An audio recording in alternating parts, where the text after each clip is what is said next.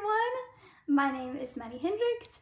I am a classically trained coloratura soprano, and today I would love to do a video focusing on high notes for the high soprano. This is going to be so much fun, so enjoy! This is just my thoughts and experience at the moment, but I'm always growing, so I'm excited to talk more about this as I come up with some new things about my high notes and get some new exercises under my belt. So you are welcome to try these exercises and ideas that I demonstrate in this video if you're a high soprano, but every voice is unique and different, so do what works for you. Also, in an effort to make this video accessible to singers who are blind like I am, I will be attempting to verbally describe what I'm doing. So if you're a sighted person watching this and you're like, why is she saying she's bending her knees a little bit? So that's fine. Today's video is about high notes and specifically what I've been doing to develop my high voice, my classical soprano high voice. Now, I know in the singing world, sometimes singing can have semantic language attached to it, so high notes can mean different things for different styles. So, you know, a belty high note is going to sound different than an operatic high note, but they're both high notes in their own right. So, today, I'm going to be talking about the classical soprano stratosphere, if you will, and so it's going to be. Here are some ideas I've learned over the years that have helped me with my high voice. The first one might seem a little counterintuitive, but I think that you can't have strong high notes without having a strong lower register and a strong middle voice.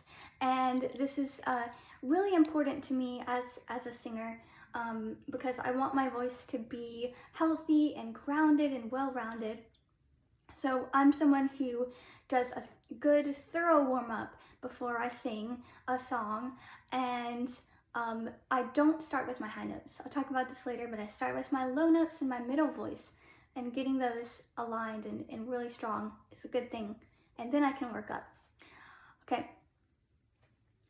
On the low theme, high notes are always, to me, connected to the low body. So someone told me, think down to sing up. So in this case, how can we get lower in the body? Bending the knees just a little bit can help. It helps me connect to my lower support.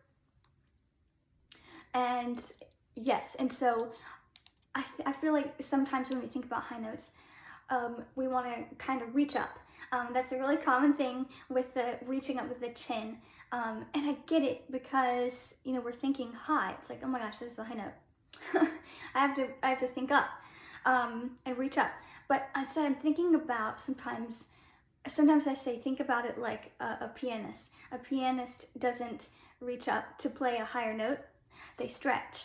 And I also think about the vocal fold stretching. They stretch to create the cricothyroid muscle stretches the vocal folds, and that lengthens and thins out the vocal folds, and that's what helps us sing high notes. So, knowing that high notes are made at the same place, and the other idea with the neck is just keeping the neck nice and tall. So I'm putting my left hand on the bottom of my chin, right where the swallowing muscles are, the digastric muscles, and it's good to kind of massage those muscles to get the root of the tongue nice and relaxed. Disengaging those swallowing muscles is good. We don't need those for singing. And then I'm putting my right hand on the back of my neck to just make sure the neck is nice and tall, and we can do little head circles. Head circles with the head. This is just very gentle, but it's helpful to release the back of the neck. And yeah, I talked about this in the passaggio video, where I feel like my larynx drops down and forward just a little bit, and that helps me because I feel like sometimes the tendency is again to go up. So the larynx, I feel like if it raises, it's not the best thing. I'm still finding what this feels like for me. This like dropping down of the larynx feels like to me. Some people say that it feels like a yawn, and I like that idea. But one thing that's tricky about the yawn is sometimes when we yawn or I'm yawning, I feel my tongue. Sometimes that can depress the tongue. So what I like to think about is the base of my neck. The base of my neck getting wider. Another thing that I can think about is my ears getting wider. These are just images, of course, but it helps me to kind of think about just a really open feeling. Again, I'm still finding what this feels like for me, and if this works for you, cool. Just exploring some ideas. I love that. So, I mentioned not reaching up with the chin, but one thing that one of the wonderful voice teachers that I've worked with over the years, David Jones, he showed me this just concept of just very slightly lifting the chin. This can release the muscles in the back of the neck. But having said that, disclaimer, we don't want to take this too far. If we take it up too far, this can cause strain on the larynx. But that's not what we want. But just slightly can help the jaw release and the back of the muscles in the back of the neck release. So some exercises for the high voice. Again, as I said, I never start with my high voice. I begin in my low voice and my middle voice, and then I like to go high. Because working through the low, that groundedness and the anchor of the low voice and the passaggio, that little transition area, that's so tricky, is really important before we get into really stretched out singing.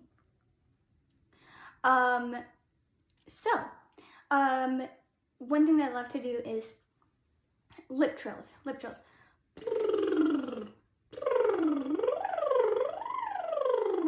Sometimes it's good to do sirens. I love sirens, gliding up and down the voice. Another thing that I like to do in place of the lip trill or along with the lip trill is another thing that David Jones showed me, was it's called the cuperto, this tiny ooh. So it's right in between the lips. Ooh, ooh. And the space and the internal space in my mouth is really open, but the lips are very narrow. So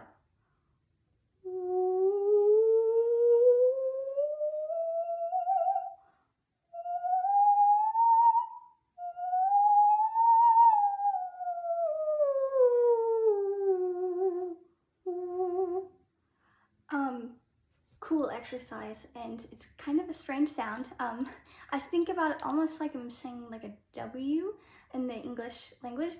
Ooh, ooh, ooh, ooh, ooh.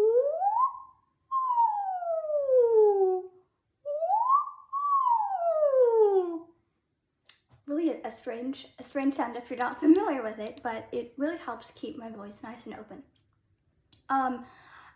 High notes being loud. This is interesting. So I don't like to start super loud. This can be really gentle, can be really soft, and I love to play with dynamics, specifically starting my middle voice and then working high. Because I'll talk about this later, that I feel like high notes, soft can be just as strong and powerful as loud. So the other thing with the air that I mentioned, again, it doesn't take a lot of air, it doesn't take a lot of pressure. I like to take little tiny sips of air in. So let me see.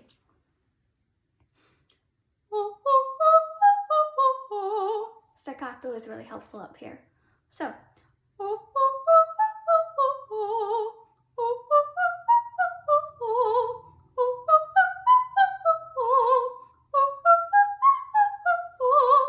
I'm gonna put my hand like a fist in front of my face in front of my mouth, and kind of imagine that I'm biting into the apple image.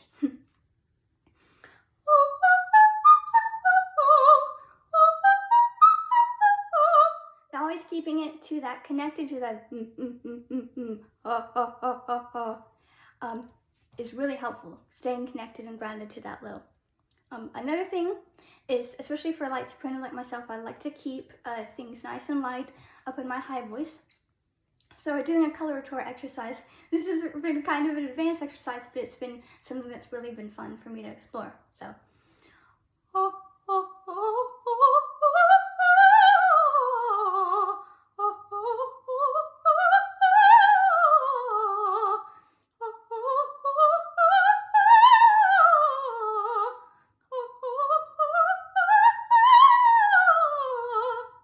Fun.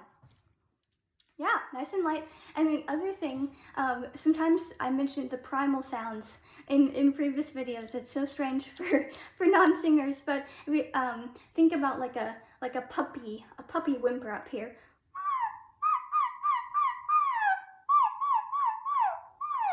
Really strange, but it really helps. Let's see if I can get up into my whistle register today. Again, this takes a second. It takes a second to work up here. But I've been exploring these different areas of my voice, and sometimes I can find my whistle register. And this again is where the whimper kind of really tiny sound kind of comes in. And another thing that we can play with is like the NG. So.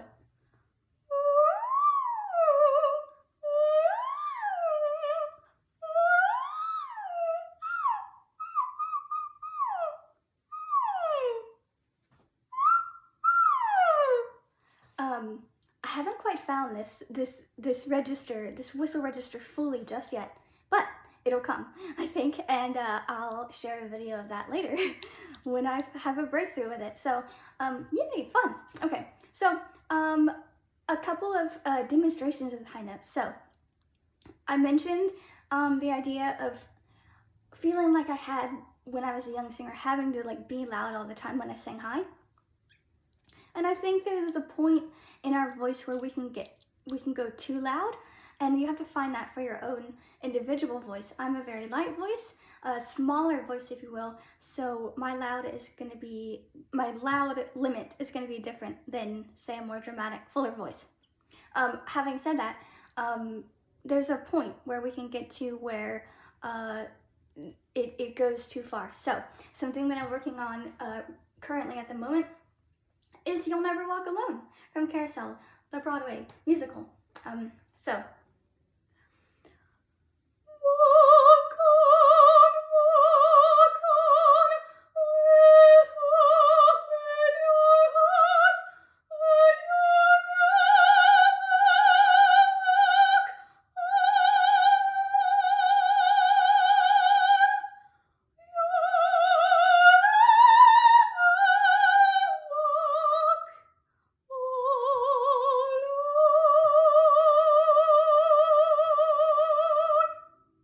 Nice.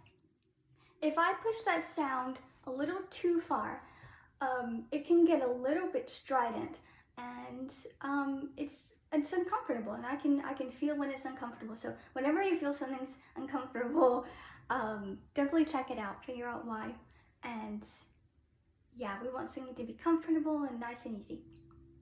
So this is what an uncomfortable sound that's really loud, but maybe is too loud.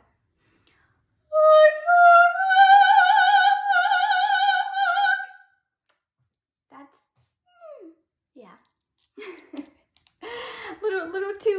little too much pressure. And again, I said you want to take some of that pressure off and just keep the voice on the breath support.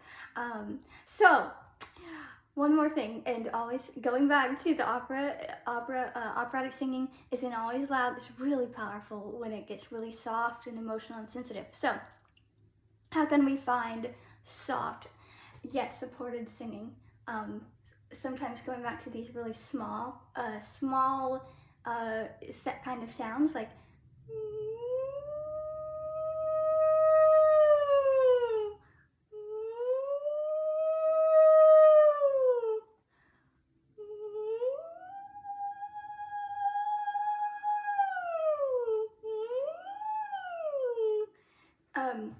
really strange, but it works.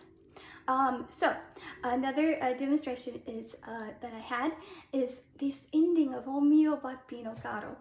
So beautiful aria by Puccini, and it's really neat when the last phrase babbo pietà is nice and soft, and then we can crescendo from that softness, from that supported soft sound into a louder sound, into a more forte or fortissimo sound, if that's what the music requires. Babbo pietà.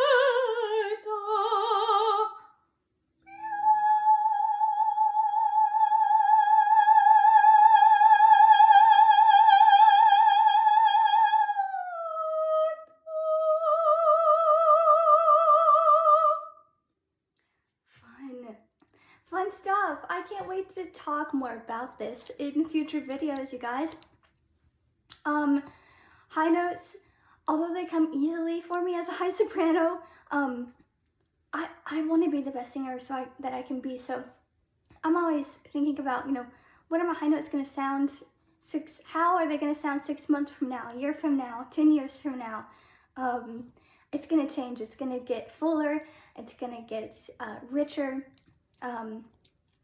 And I truly think that grounding the low voice and making sure that the low and middle voice are connected, that's the way to go. So, I hope you've enjoyed, and thank you guys so much for watching, and I will plan to record more videos on this topic soon. Thanks for watching, everyone.